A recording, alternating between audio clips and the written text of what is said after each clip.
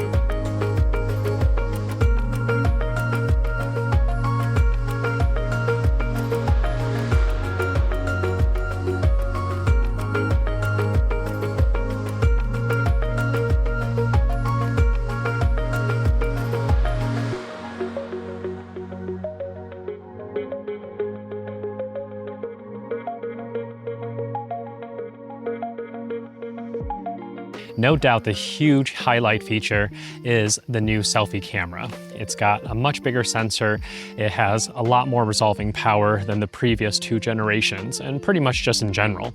So now you're able to get about 11 plus stops of dynamic range based on my DIY dynamic range chart. You're also able to shoot at a much lower ISO than before to achieve that full dynamic range, which is awesome, especially for a sunny day when you don't really necessarily want to jack up your shutter speed too high. One thing to note, if you do want to manually dial in your exposure with Blackmagic Camera app, if you have false color on, you're not gonna see it go orange or red because it basically kind of caps off at IRE 75. So just a little tidbit for you to know if you do want to dial in your exposure manually for the selfie camera. This new telephoto sensor is pretty much the last key to the puzzle to allow the rear cameras to all be unified in terms of their performance. And in my tests, you basically have about 13 plus of usable dynamic range, and now you're able to use all of that at a much lower ISO of only 32. With all these extra megapixels, your 100mm telephoto lens now looks nice and crisp compared to the previous generations from the 15 and 16 Pro. Now the cool thing is if you, using your Blackmagic camera app, you digitally crop into the sensor to get yourself to that 5x telephoto zoom, it actually looks better than the 15 and 16 Pro. And that's because you're not really zooming into the sensor all that much. It's not until you punch into 200mm that you're gonna start to see a loss in terms of edge sharpness and detail. No doubt that these two new sensors are the main features of this iPhone 17 Pro. However, the new image pipeline also sees to update the main sensor and the wide-angle sensor. What this means is all the rear cameras are now capable of obtaining 13 stops of clean usable dynamic range when you're using ISOs lower than 100, all the way up to around 800 or 1600. At 1600, you'll probably see some noise patterns start to creep in, but they can easily be cleaned up with a simple denoiser. Knowing that all your rear cameras now have 13 stops of clean, usable dynamic range allows you to jump from lens to lens without the image looking too different from each other. The last thing I want to talk about is Apolog 2. It's got a much wider color gamut, making the colors look much more realistic compared to Apolog 1. As you can see in this example here, the tree leaves are looking a lot more realistic compared to Apolog 1. Now that's not to say that Apolog 1 is now completely useless. It's actually quite good for people that just want to have a nice poppy color in terms of just general content. But I'm going to be shooting primarily with Apolog 2 as it's going to match much closer to my Sony a7S III. I've also created a technical LUT that you can purchase down below. It transforms your Apolog 2 into a nice usable image so you can start grading or just use it as it is. In fact, you've been seeing this LUT applied through this entire video, no grading at all. Because of the wider color gamut, your skin tones are not going to necessarily pop like you're used to in terms of Apolog 1. So I'm going to include a second LUT that's called Vivid that's going to boost some of that skin tone back. Now this is just the first set of tests. I got a few more that I want to go through so that I can really help you understand whether or not the iPhone 17 Pro is going to be the right camera for you.